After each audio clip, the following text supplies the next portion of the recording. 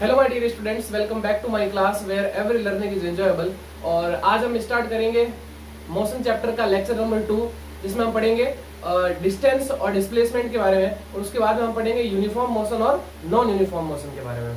ठीक है, तो चैप्टर स्टार्ट करने से पहले आगे अब मैं आपको ये बताना चाहूंगा कि हमने जो है वो पिछले लेक्चर में जो है हमने क्या पढ़ा था। पिछली क्लास में हमने पढ़ा था एक तो रेस्ट के बारे में, हमने चैप्टर को स्टार्ट किया था, रेस्ट के बारे में पढ़ा था। ठीक है ना, और सेकंड उसके बाद हमने पढ़ा था मोशन। ठीक है ना, मोशन क्या होता है और रेस्ट और मोशन के बीच में डिफरेंस मैंने बता देता आपको क्या होता है। फिर उसके बाद हमने पढ़ा था टाइप ऑफ मोशन। ठीक है ना, कि मोशन के कितने टाइप है, 3 टाइप होते हैं, ट्रांसलेटरी, रोटेटरी और वाइब्रेटरी। तीनों के बारे में पढ़ा है। अगर आपने नहीं देखा है तो प्लीज आप फर्स्ट लेक्चर को देखिए, उसके बाद में जो है आप इस लेक्चर पे आइए। ठीक है, तो स्टार्ट करते हैं आज की क्लास। हमारा सबसे फर्स्ट टॉपिक है डिस्टेंस। आगे बात समझ, ये नाम आप सुनते होंगे। ठीक है ना, तो डिस्टेंस है क्या?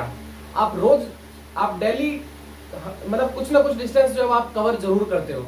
ठीक है ना, जैसे कि आप कहीं पे भी चले गए, अपने फ्रेंड से मिलने गए तो आपने कुछ ना कुछ डिस्टेंस कवर किए। आप किसी गांव जा रहे हो तो आपने कोई ना कोई डिस्टेंस कवर की।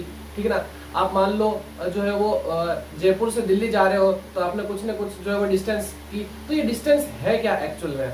ठीक है ना, तो समझते हैं इसको। तो देखिए, it is the actual length. आगे बात समझ में, actual length of the path covered by a moving object. मतलब कोई भी मूविंग ऑब्जेक्ट है, ठीक है ना, जो चल रहा है, मूविंग ऑब्जेक्ट मतलब जो चल रहा है, उसने कितनी लेंथ कवर की। आगे बात समझ में। अब वो लेंथ आपके कुछ भी हो सकती है ना। अब ऐसा मत बोलना कि सर हमें क्या कौन सी स्ट्रेट ही लेनी है। तो लेंथ जो है वो पाथ पे डिपेंड नहीं करती है, सबसे पहले तो ये चीज है। ठीक है ना, मतलब पाथ कुछ भी हो सकता है लेंथ का ना। मान लो आप जैसे कि 20 किलोमीटर आप जो नॉर्थ में गए, फिर आप 30 किलोमीटर जो है साउथ में गए, तो इस तरीके से, या ईस्ट में गए या वेस्ट में गए। ठीक है ना, तो वो भी डिपेंड करता है उस पर। ठीक है ना, तो इसमें आपको जो है वो आपने कितनी लेंथ कवर की टोटल, वो डिपेंड करती है। आ रही बात समझ में। तो इसमें आपको जो है वो एक्चुअल लेंथ आपको कैलकुलेट करनी होती है। मान लो कि मैं यहाँ से जो है वो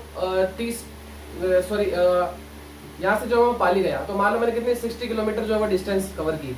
फिर मान लो मैं पाली से वापस सोजत आया, तो मैंने मान लो 30 किलोमीटर डिस्टेंस कवर की। तो टोटल डिस्टेंस मेरे पास में कितनी होगी? 90 किलोमीटर। अगली बात समझ में। तो यही चीज बता रहा था। तो एक एग्जांपल लेके समझते हैं, देखो कैसे कि मेरे पास में मान लो 2 पॉइंट है। ठीक है ना, एक ये पॉइंट है और एक ये पॉइंट है। ये ए पॉइंट है और ये बी पॉइंट है। ठीक है, और थोड़ा ध्यान लिखता हूँ।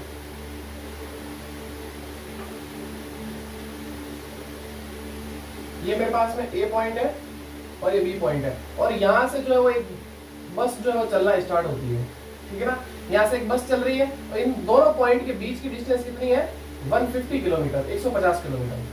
ठीक है, तो ये बस इस तरफ चलती है ए से बी की ओर, और फिर वापस जो है वो बी से ए की ओर आती है। तो पूछा जाए कि बताइए उसने टोटल कितनी डिस्टेंस कवर की, तो आपका आंसर होगा 150 प्लस 150, टोटल कितना? 300 किलोमीटर। तो देखिए, द डिस्टेंस बिटवीन टर्मिनस ए, ये मेरे पास में टर्मिनस ए है और ये मेरे पास में टर्मिनस बी है, मतलब पॉइंट। ठीक है, the distance between terminus A and terminus B is 150 kilometre. इन दोनों के बीच की डिस्टेंस कितनी है? 150 किलोमीटर है। अब bus travels from A to B. Bus क्या करती है? ए से बी की ओर चलना स्टार्ट करती है। So the distance covered by the बस इज 150 किलोमीटर। तो जब ये यहाँ से यहाँ तक चलेगी तो इसने कितनी डिस्टेंस कवर की? 150। ठीक है, अब उसके बाद में the bus travelling on the same route returns from B to A. अब बस ने क्या किया? वापस बी से जो है वो ए की ओर चलना स्टार्ट किया। तब भी डिस्टेंस कितनी कवर होगी? 150 डिस्टेंस कवर होगी।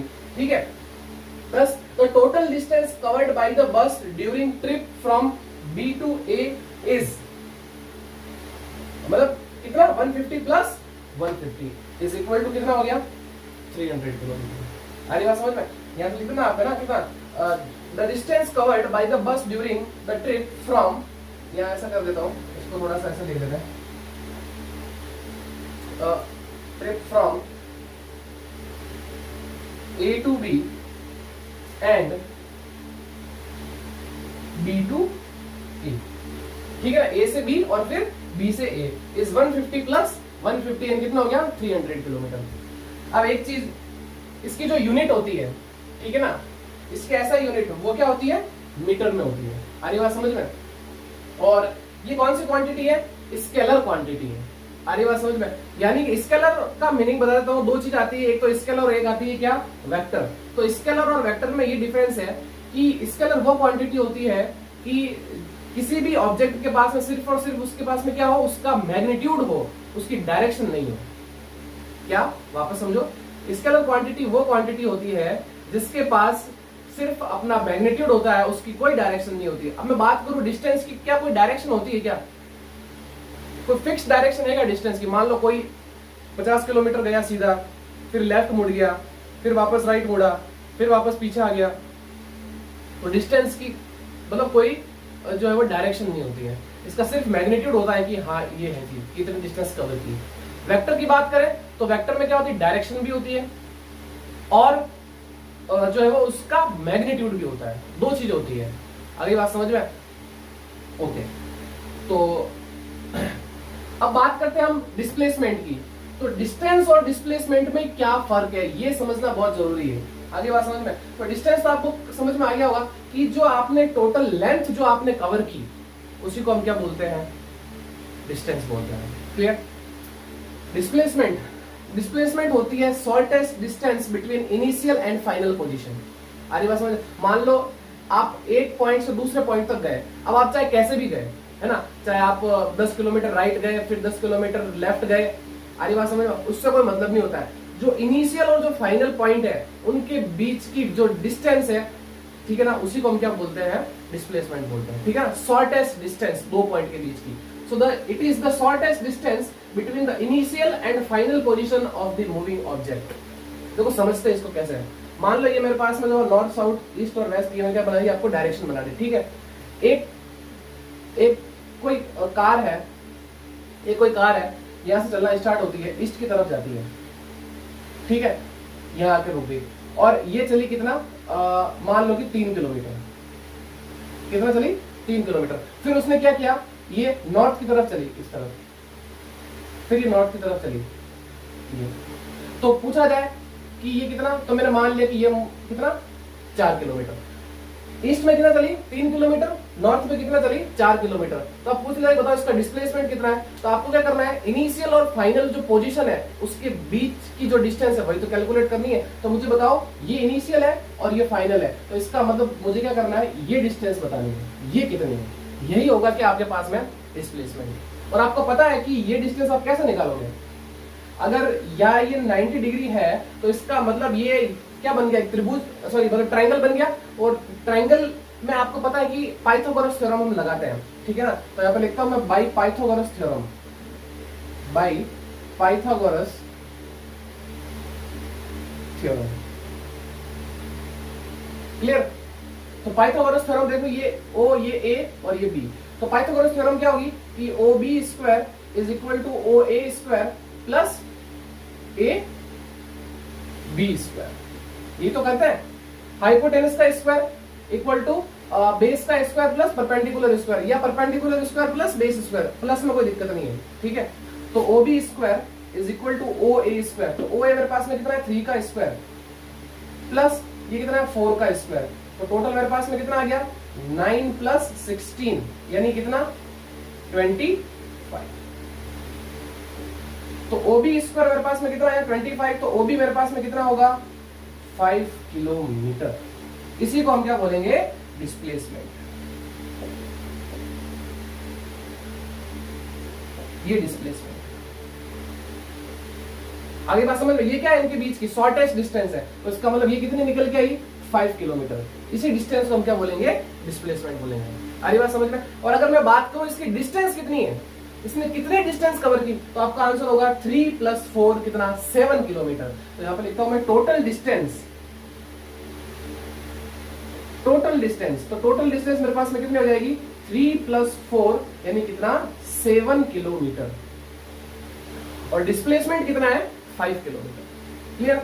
अब बात करें ऐसा यूनिट की, तो यूनिट क्या होती है इसकी, मीटर में। बिकॉज हम जो है वो डिस्टेंस को जब हम लेते हैं तो किस में लेते हैं, मीटर में लेते हैं, न कि किलोमीटर में लेते हैं। ठीक है ना। अगर मैं इसको मीटर में बताना चाहूंगा कितना हो जाएगा, 1 किलोमीटर में कितने मीटर होता है, 1000 मीटर। तो 1000 को इसको 7 से मल्टीप्लाई करने कितना आ जाएगा, 7000 मीटर। इस तरीके से यहाँ पे कितना आ जाएगा, 5000 मीटर। क्लियर है? और ये क्या है, एक वेक्टर क्वांटिटी है। तो अब देख लो आप, इसकी डायरेक्शन भी है, अरे वाह, चाहे आप यहाँ से लो यहाँ तक या यहाँ से लो यहाँ तक, फिक्स हो गई ना ये। और इसका मैग्नीट्यूड भी है, मैग्नीट्यूड कितना है, 5 किलोमीटर। आगे बात समझ में? ओके, तो ये था डिस्प्लेसमेंट। तो डिस्टेंस और डिस्प्लेसमेंट में क्या फर्क है? तो डिस्टेंस तो वो है कि एक्चुअल लेंथ जो किसी मूविंग ऑब्जेक्ट ने कवर की वो, और डिस्प्लेसमेंट क्या है, दो पॉइंट यानी इनिशियल और फाइनल पोजीशन या पॉइंट के बीच की शॉर्टेस्ट डिस्टेंस को हम क्या बोलते हैं, डिस्प्लेसमेंट बोलते हैं। क्लियर है? ओके, अब एक नोट पॉइंट आप दिमाग में रखना, एक नोट पॉइंट आप दिमाग में रखना, क्या ये दोनों कभी जीरो हो सकती है या नहीं हो सकती है, या दोनों में से कौन जीरो होगी कौन जीरो नहीं होगी? क्लियर? तो देखो, the magnitude of the displacement of object may be zero, ये ध्यान रखना, डिस्प्लेसमेंट जीरो हो सकता है but the corresponding distance covered is not zero. Distance कभी भी जीरो नहीं होगी, डिस्प्लेसमेंट जीरो हो सकता है। कैसे? मान लो ये कोई कार यहां से स्टार्ट हुई, यहां चली, फिर यहां चली और फिर वापस यहां आ गई, तो हम क्या करेंगे, डिस्प्लेसमेंट को कैसे लेंगे, इनिशियल और फाइनल। तो देखो, इनिशियल पोजीशन भी यही थी, फाइनल पोजीशन भी यही है, तो इसका मतलब इसका डिस्प्लेसमेंट कितना हुआ, जीरो। अरे बात समझ? मान लो ये टोटल डिस्टेंस कवर करके यहाँ पे आ गई, कितनी होगी, 3, 4 और 5। अरे बात समझ में? तो ये यहां से चली और वापस यहाँ पे आ गई, तो डिस्प्लेसमेंट कितना हुआ, इनिशियल और फाइनल पोजीशन क्या है, वही है ना, दोनों के बीच का डिस्टेंस निकालो, कितना, जीरो। अगली बात समझे? लेकिन अगर मैं बात करूं डिस्टेंस की, तो डिस्टेंस कभी भी जीरो नहीं होगी। डिस्टेंस तो कवर की है ना इसने, कितनी, 3, 4 और 5, कितना हो गया ये, 7 और 5, 12 किलोमीटर। अगली बात, टोटल डिस्टेंस कितनी होगी, 12 किलोमीटर। अगली बात समझ में? तो डिस्टेंस कभी भी जीरो नहीं हो सकती है, डिस्प्लेसमेंट जीरो हो सकता है, हमेशा नहीं हो सकता है। यूनिफॉर्म मोशन, अगला टॉपिक है हमारा यूनिफॉर्म मोशन। ठीक है, तो यूनिफॉर्म मोशन क्या है कि the object covers equal distances in equal intervals of time, it is said to be in uniform motion. समझाता हूं आपको कैसे। यूनिफॉर्म मोशन नाम से है, यूनिफॉर्म यानी एक जैसा, एक समान। आरी बात समझ, यानी कि कोई भी ऑब्जेक्ट, ठीक ना, कोई भी डिस्टेंस जो कवर कर रहा है, आरी बात समझ में, किसी टाइम इंटरवल में, अगर वो हर एक टाइम इंटरवल में सेम डिस्टेंस कवर कर रहा है, मान लो कि कोई ऑब्जेक्ट जो है वो 5 सेकंड में 10 मीटर डिस्टेंस कर रहा है, अगले 5 सेकंड में फिर 10 मीटर और कर रहा है, फिर अगले 5 सेकंड में फिर 10 मीटर और जो डिस्टेंस कवर कर रहा है, तो इसका मतलब ये मोशन कौन सा हो गया, उसका यूनिफॉर्म मोशन। अगली बात समझ में, एक जैसा। ठीक है, एग्जाम्पल, सबसे best example, rotation and revolution of earth. जो आपकी अर्थ है, ये पृथ्वी जहां हम रहते हैं, ये आपको पता है कि बिल्कुल एक ही समय, आपको पता है 24 घंटे में एक बार घूमती है। अगली बात समझ में? तो rotation and revolution of earth, ठीक है ना, ऐसा नहीं है कि कभी 25 घंटे हो गए, कभी 26 घंटे हो गए, या कभी 23 घंटे हो गए, ये ठीक है ना।